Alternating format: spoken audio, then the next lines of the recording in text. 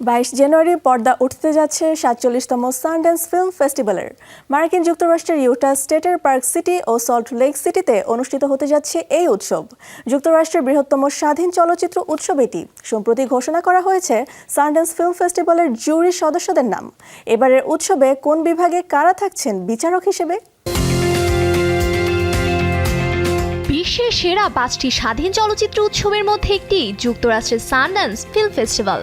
প্রায় প্রতি বছরই জানুয়ারি মাসে Park City, Salt Lake City ও সানড্যান্স রিসোর্টে অনুষ্ঠিত হয়ে থাকে এই ফেস্টিভ্যালটি। এর যাত্রা শুরু হয়েছিল 1978 সালে। মার্কিন ও আন্তর্জাতিক স্বাধীন চলচ্চিত্র নির্মাতাদের নতুন সৃষ্টিকর্ম প্রদর্শিত হয়ে থাকে এই উৎসবে।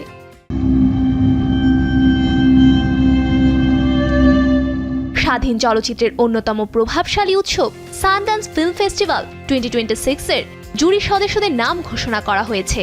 4 দশকের বেশি সময় ধরে নতুন গল্পকারদের বিশ্বমঞ্চে তুলে ধরার যে দায়িত্ব সানড্যান্স বহন করে আসছে, সেই দায়িত্ব এবার কাঁধে নিচ্ছেন চলচ্চিত্র নির্মাতা, অভিনেতা, সমালোচক ও সাংস্কৃতিক চিন্তকদের সমন্বয়ে গঠিত 17 সদস্যের শক্তিশালী এক জুরি বোর্ড।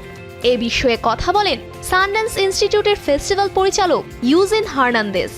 এই বছরের জুরি বোর্ড এমন শিল্পীদের প্রতিনিধিত্ব করছে যারা ঝুঁকি নিতে জানেন এবং গল্প বলাকে সামাজিক দায়িত্ব হিসেবে দেখেন। সৃষ্টিশীল কাজে সমাজের বিভিন্ন বিষয় তুলে ধরা উচিত বলে আমরা মনে করি। এবারের জুরি বোর্ডে যুক্তরাষ্ট্রের পাশাপাশি আন্তর্জাতিক চলচ্চিত্র আন্দোলনের প্রতিনিধিত্ব স্পষ্ট।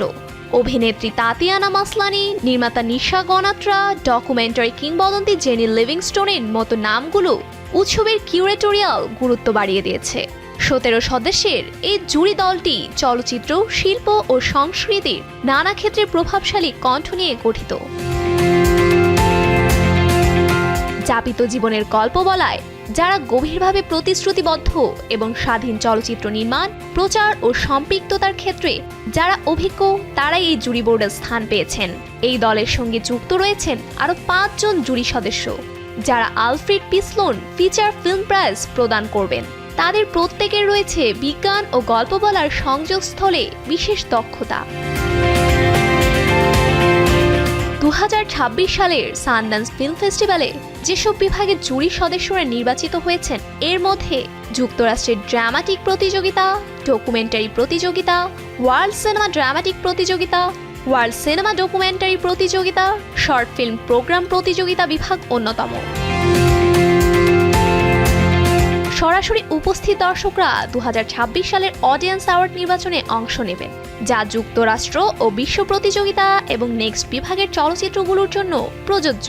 দর্শকরা ফেস্টিভ্যাল ফেভারিট পুরস্কারের জন্য ভোট দিতে পারবেন, যা সরাসরি প্রদর্শিত সব যোগ্য ফিচার চলচ্চিত্র থেকে নির্বাচিত হবে। অডিয়েন্স অ্যাওয়ার্ডগুলোর নাম ঘোষণা করা হবে 30 জানুয়ারি অ্যাওয়ার্ড সেরিমনিতে।